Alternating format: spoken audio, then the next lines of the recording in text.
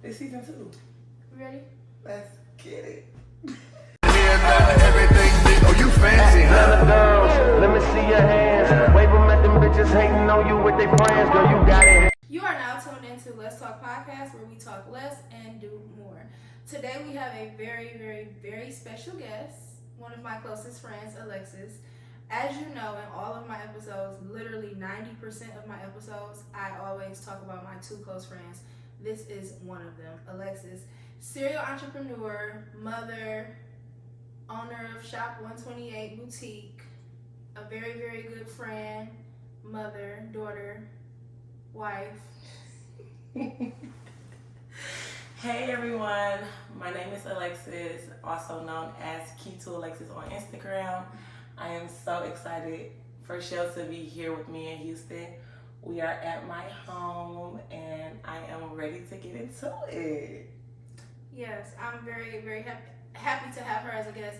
I talk to Alexus a lot about all of my podcasting, all of my episodes. So to have her as a guest is something different because not only is she giving me input, but she's actually the topic of discussion today.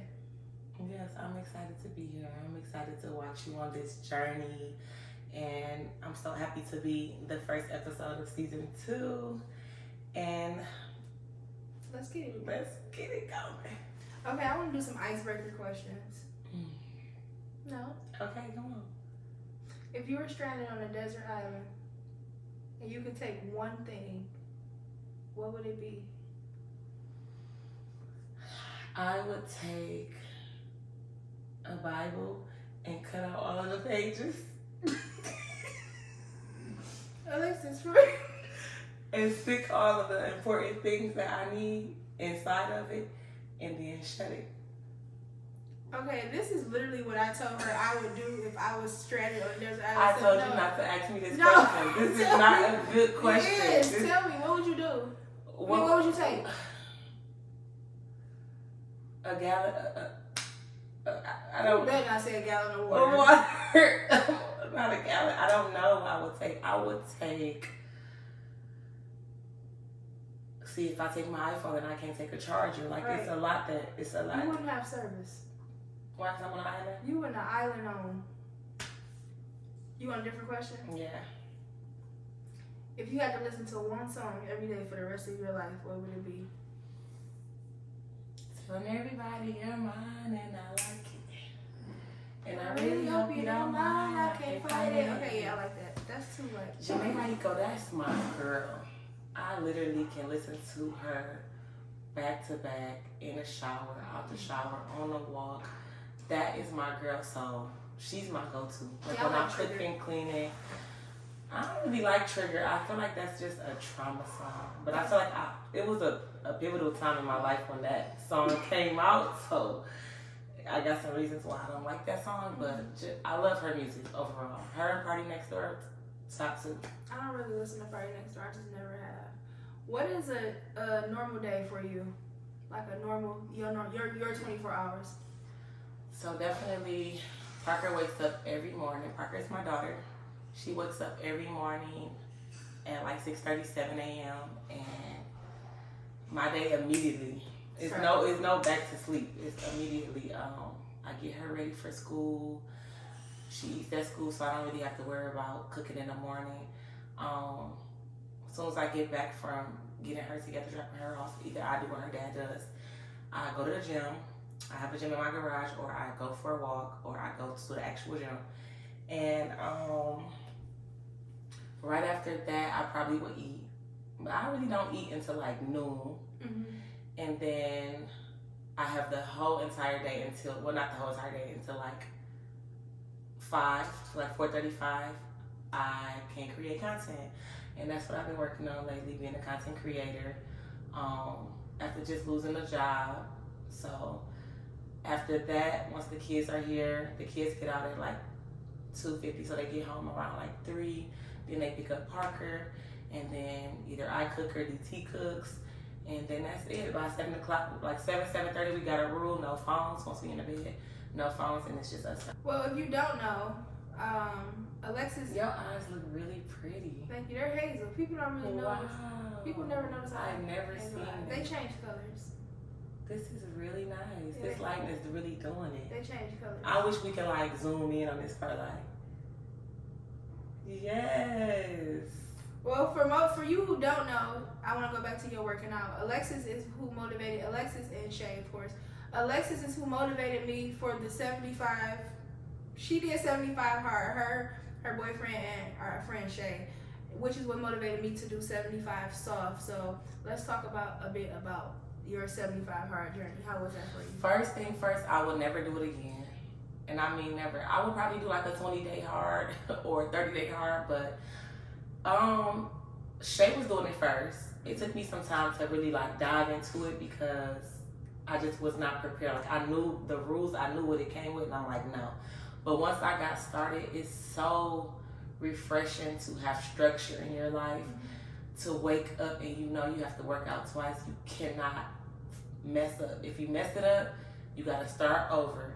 And then like, if I'm being honest, like the one thing I can say that I didn't 100% commit to was reading for 10 pages. You had to read 10 pages. At the beginning, I knocked it out, I did it, but I was 100% dedicated to drinking water and doing my 2 workouts for sure. But I feel like that was a lot of self-care in itself that I didn't really need to read. I mean, reading is always fundamental, but at the same time, for me, it was just like, you can't read a non-fictional book. I was reading a lot of books that gave me information that I already needed about business, or like, you know, I was journaling, so that kind of took up, I wasn't, you know, not reading at all, but I didn't do 75 days of reading. And not to cut you off, but as far as books, this is the problem I have with reading every day. I feel like, and this, I know somebody who said the same, who told me this, and it really made me realize, self-help books, they are perfect, they are great. It's some books that can really change your life, but they're so repetitive. Yeah. All self-help books are telling you to do the exact same thing. Yeah. Stay consistent, be around like-minded people, be disciplined. It's like, and they're not, a lot of those books is not 750 pages. Yeah. So after I read one, I'm supposed to read another book telling me to do the exact same thing. So I get that. Yeah, and I started off reading a book about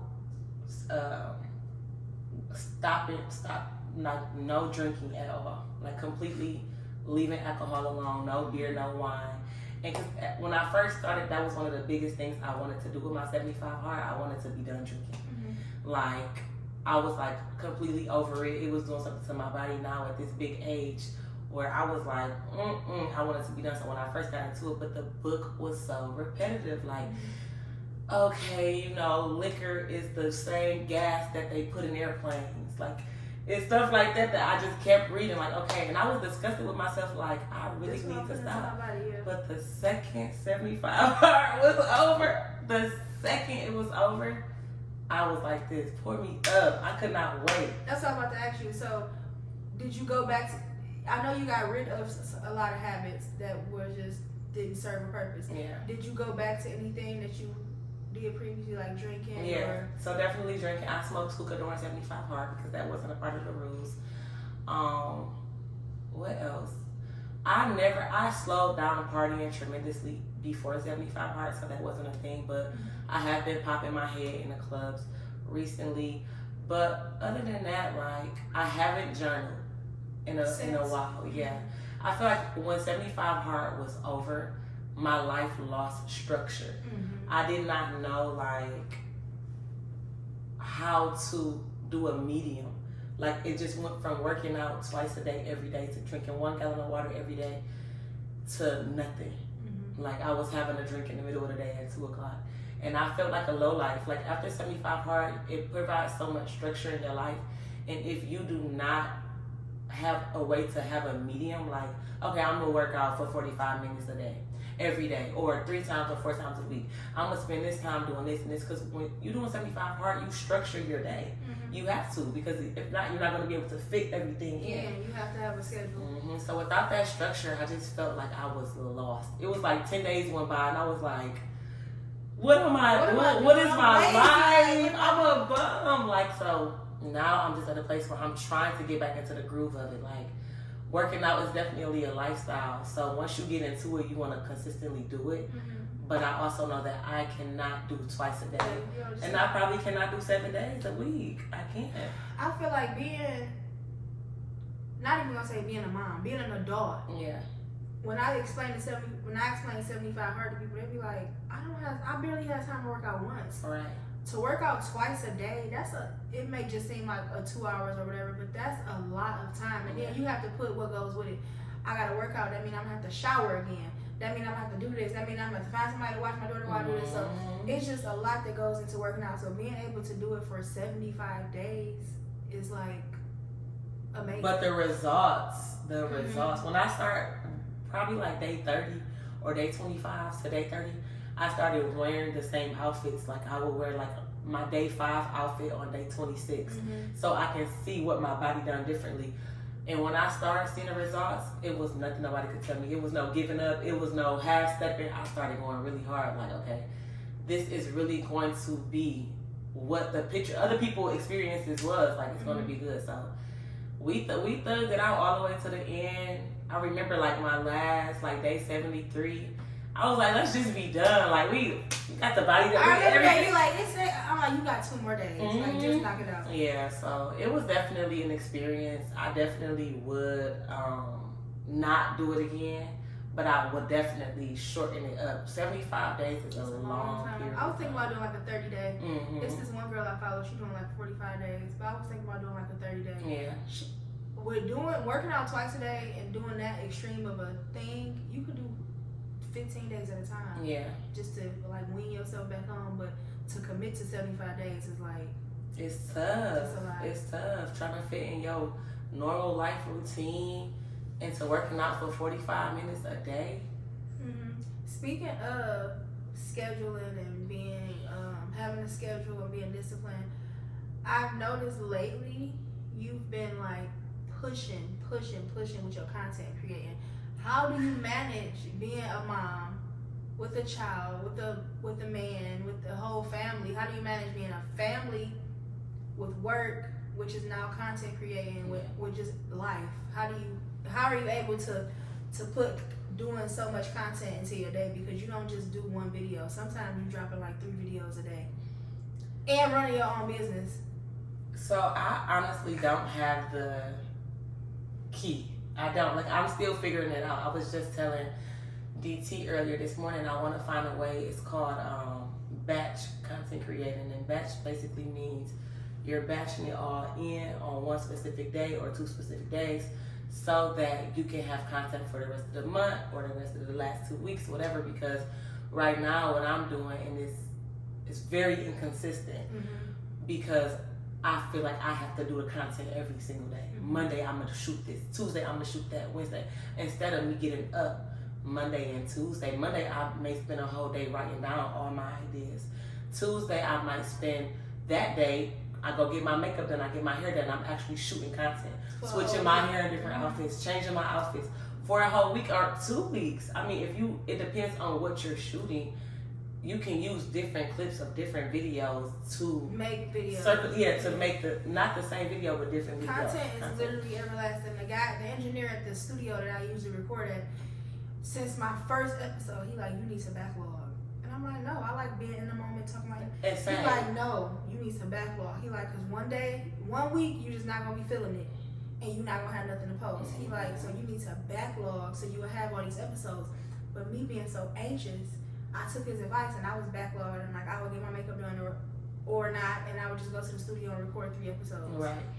But then my episodes would be so good, I'm like, all right, Monday I'm dropping 2 because I have it. Right. And it's like, I shouldn't have done that, but you gotta do what works for you. But that's good for like when you create content, and it did take a lot of stress off my plate. So now every Monday I don't have to go record, because this Monday I recorded 3 episodes for the next 2 weeks. I have stuff to post, but you just gotta do what works for you. Yeah. I'm more of an in the moment type person, because it'll be like, okay, I had this episode to post this week, but I want to talk about this week. And another thing, people gotta stop falling for like people will sell you a dream on how to do something that worked for them, and that's one thing. Like, I'm really big on, like, I will click on 50 people pages and I'm gonna take notes from each page and then find a way for it to fit into my life, because I'm not about to pay you $150 or $300, $500, $5,000 because they be charging crazy prices for packages for something that works for you. I'm gonna have to. And so people are so lazy in this world that we live in. They just really feel like, oh, well, I can go on this person's page and pay them $100, and they'll give me a list of boutique vendors. And it's like, that's the boutique vendors that worked for them. I've never paid. I'm not paying a dime. I'm gonna do my research.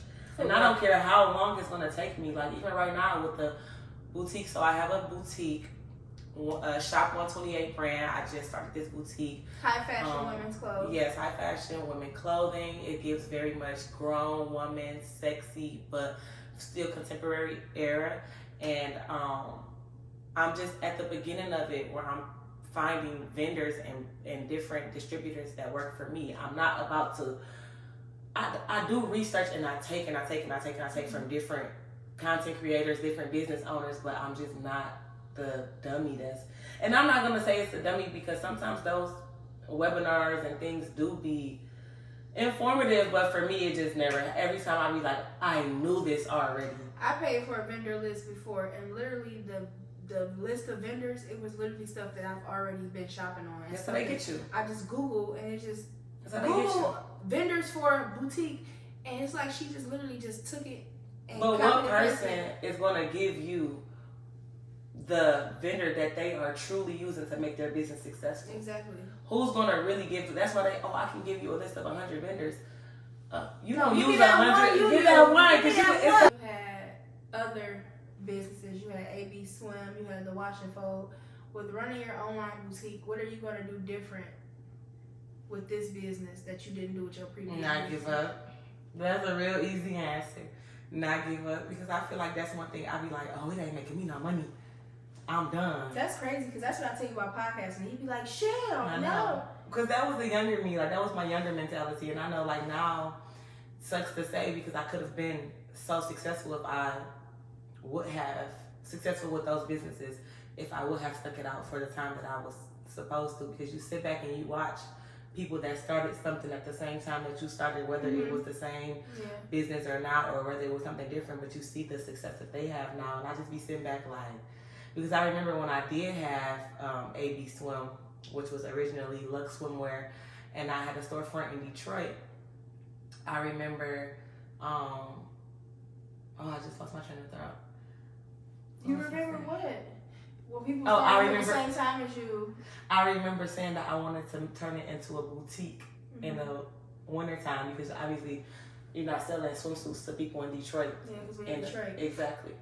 So I remember saying that, and I just never did it. But I knew that I had a passion for fashion because I used to also work at Dollhouse. Passion for fashion. Passion for fashion.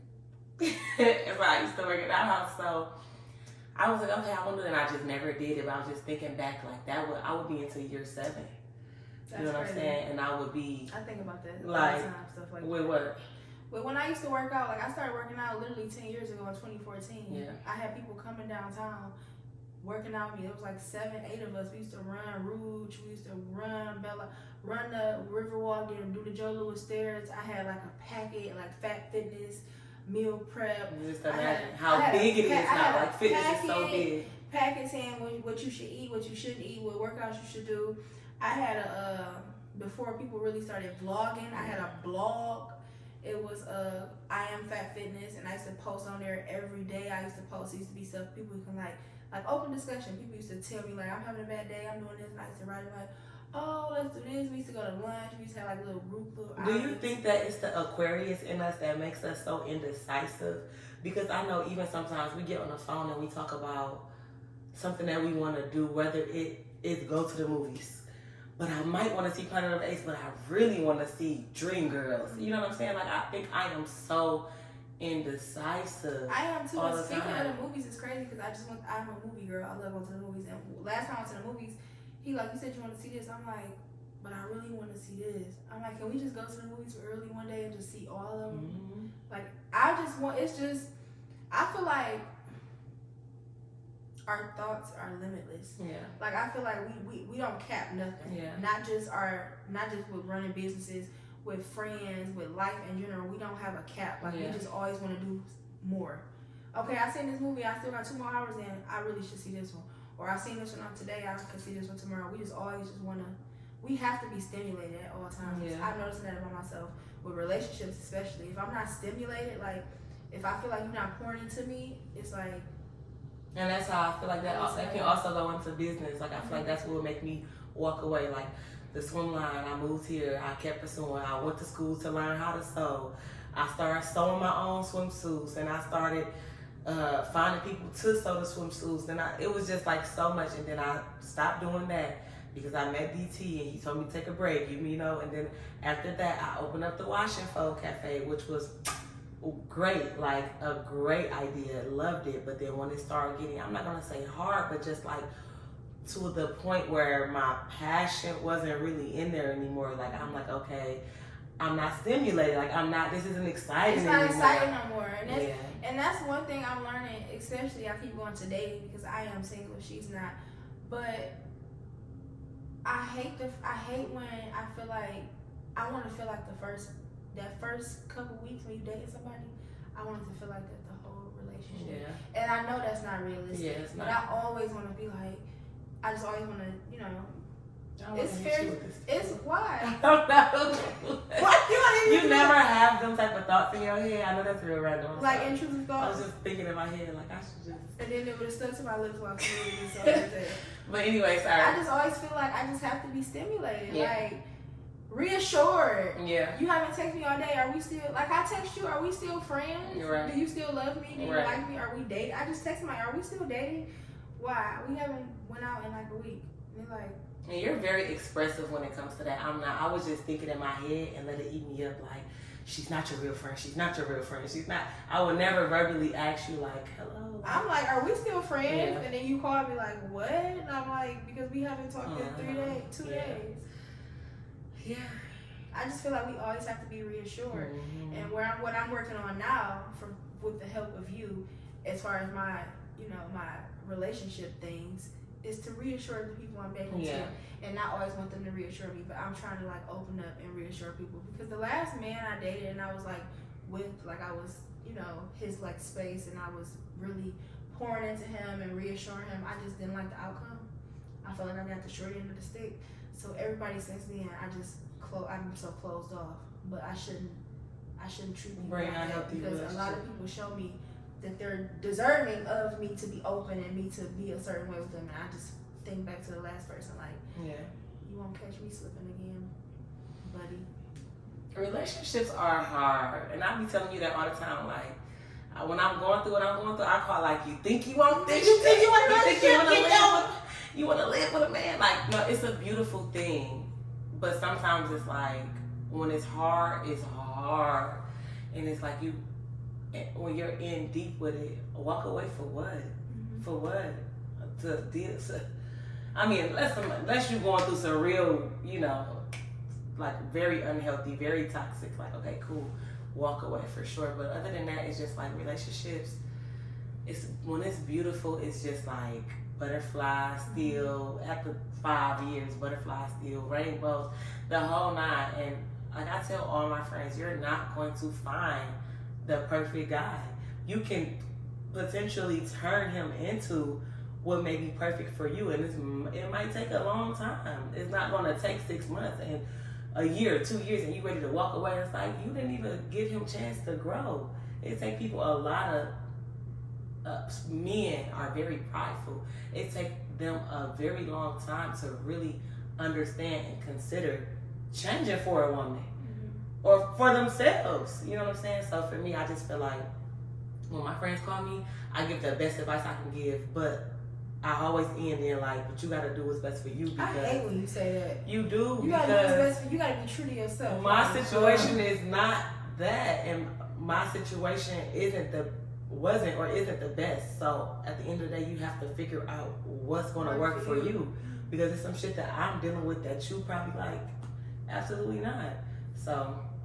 But yeah, I'm genuinely happy in my relationship right now. I feel like we bump our head on some normal, been together for 5 years type of shit. But can we cuss on this podcast? So I just was What was I saying? How old You is it? genuinely happy? I am. I don't have any complaints. I know he's gonna try to propose to me this year. I think he gonna. If you're watching this, I think he gonna do it on his birthday. now what if you do? I And think now he know that. Now he watch the podcast and know that we know. We're just kidding. I think he is too. But I told him I don't want like this big proposal. I want it to be very intimate.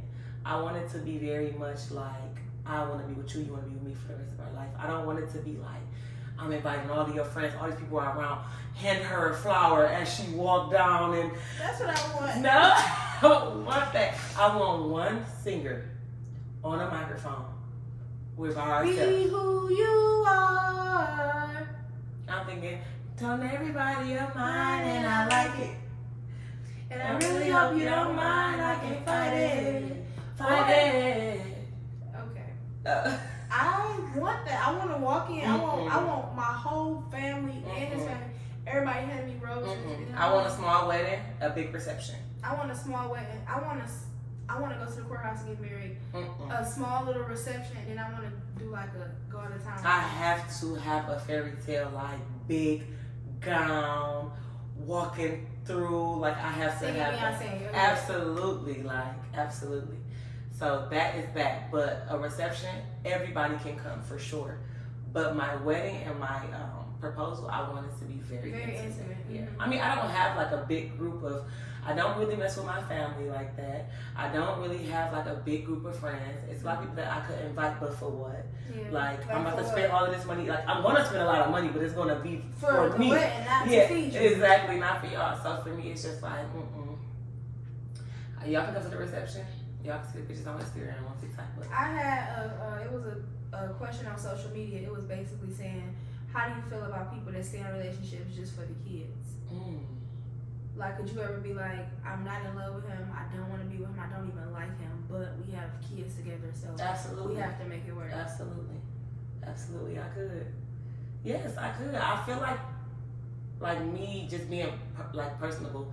I feel like we had a stage of our relationship where it was that my daughter's only 4, and well, we would have been together. We will be together this year for 6 years.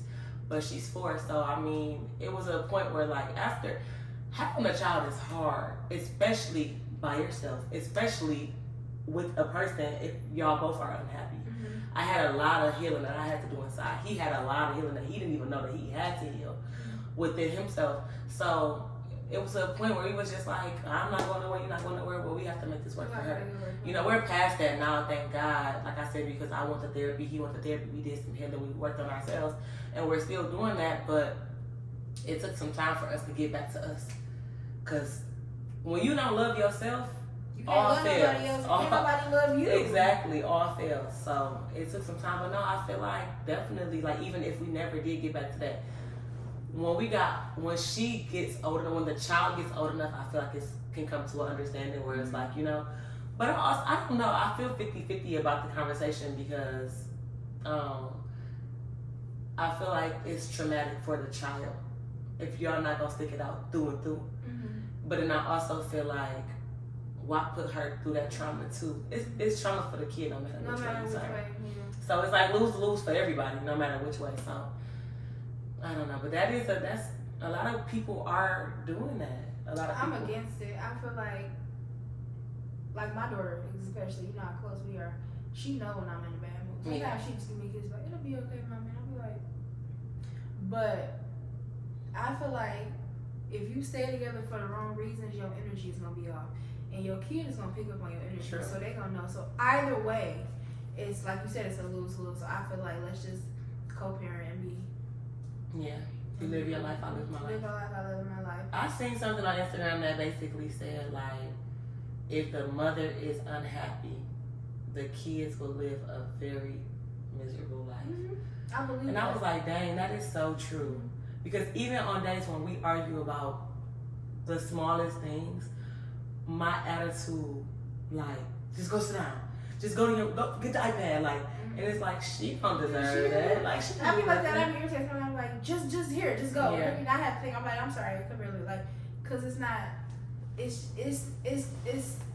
like second nature. We just shut down. Right. We're not like, oh, we shutting down, but we still got a kid. Right. We're human beings before we're mothers, so we literally just shut down. Mm-hmm. So I understand both aspects of it, but I'm team be happy, whether you're single or together, just be happy, because how you feel is how your child is gonna potentially grow up. Angry if you're angry around the house. I do believe that. But no, yeah, that is a very good way to put it, for sure.